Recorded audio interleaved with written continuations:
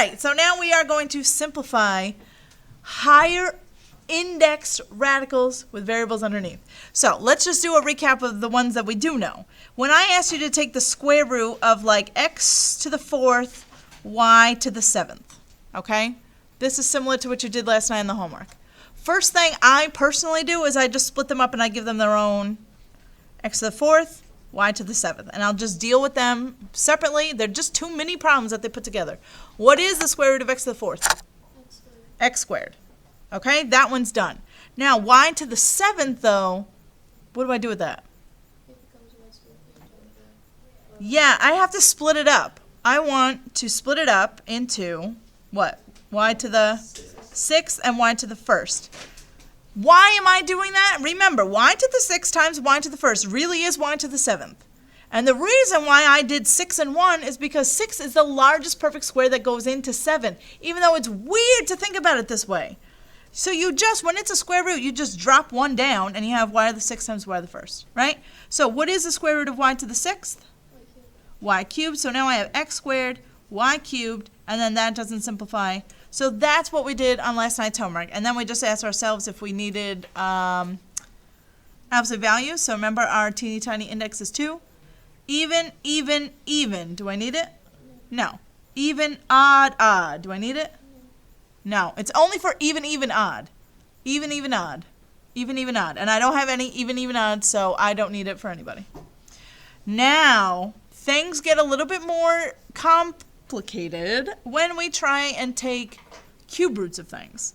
So, let's start off with this. What do you think the cube root of x cubed is? Just x, right? If I tried to take the cube root of x squared, that's not nice, is it? Would that be nice? It would not be nice. If I tried to take the cube root of x to the 4th, do you think that would be nice?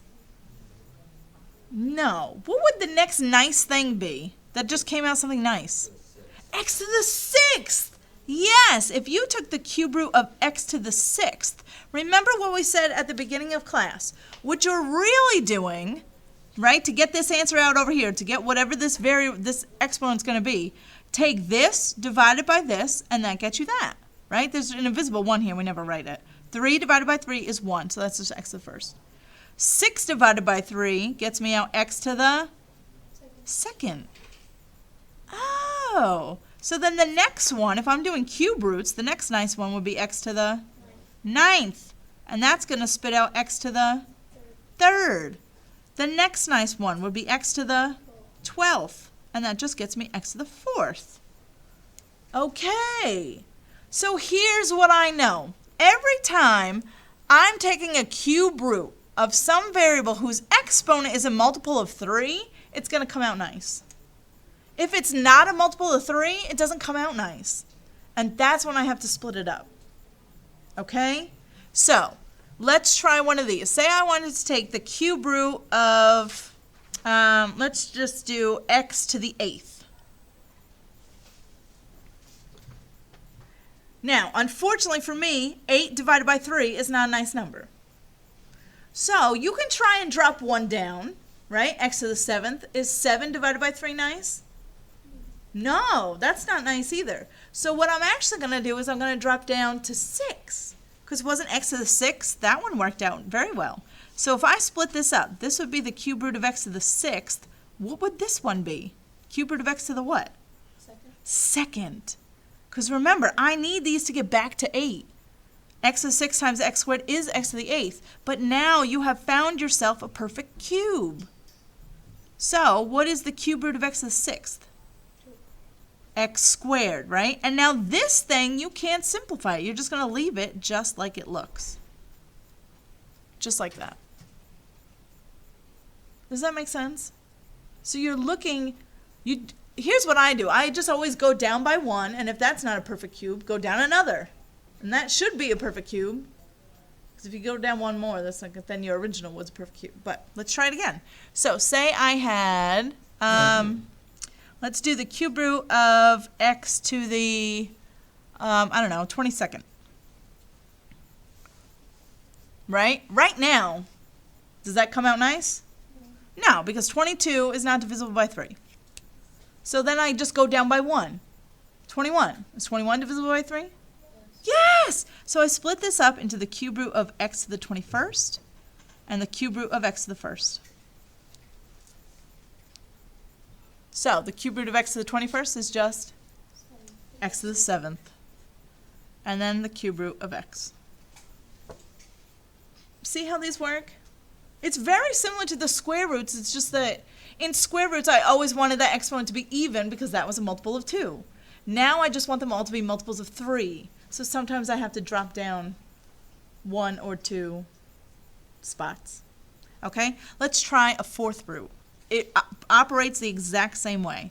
Let's say I wanted to do the fourth root of x to the 10th. So I'm looking now for multiples of 4, right? So 10, is 10 a multiple of 4? No. Drop down 1, 9. Is 9 a multiple of 4? No. Drop down 2. You get to 8, which is a multiple of 4. So I'm going to split this up into the fourth root of x to the 8th. And then what would this one be? X to the 2nd. Perfect. What is the fourth root of x to the 8th? X squared. And then that, you can't simplify it, just leave it as it is. Okay, this isn't so bad. It's not so bad, right? It's weird to kind of wrap your mind around it, though. I get that.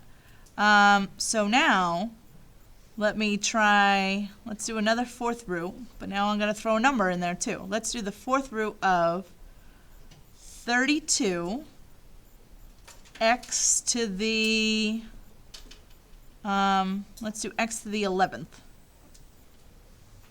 Oh boy. So, you might need to reference your list of perfect fourths, which I have up here. So do any of these numbers, here's our perfect fourths, do any of these numbers divide evenly into 32? 16, right? So, here's what I'm going to do. I'm going to, just like I usually do, I split it up, give them each their own. It's 2 mini problems put together. And I just handle each one separately. So we said 16 went in. So I'll do the fourth root of 16 times the fourth root of 2. What is the fourth root of 16? What times 2, right? Because 2 times 2 times 2 times 2 gets you 16. So that's 2 fourth root of 2. Now, with this guy, go 1 by 1. If I drop it down to 10, is that going to work? No, I'm looking for multiples of 4. 10's not. 9? No. 8. So I'm going to do fourth root of x to the 8th. And what would this be? Fourth root of x to the 3rd. Perfect.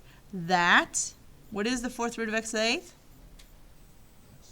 X squared. And then you have this, fourth root of x cubed. So then just like before, I just multiply everybody not under the radical, put them in front. Everybody in the radical goes together at the end. So this is going to simplify to be, let me write it in pink here, 2x squared, and then a fourth root of 2x cubed.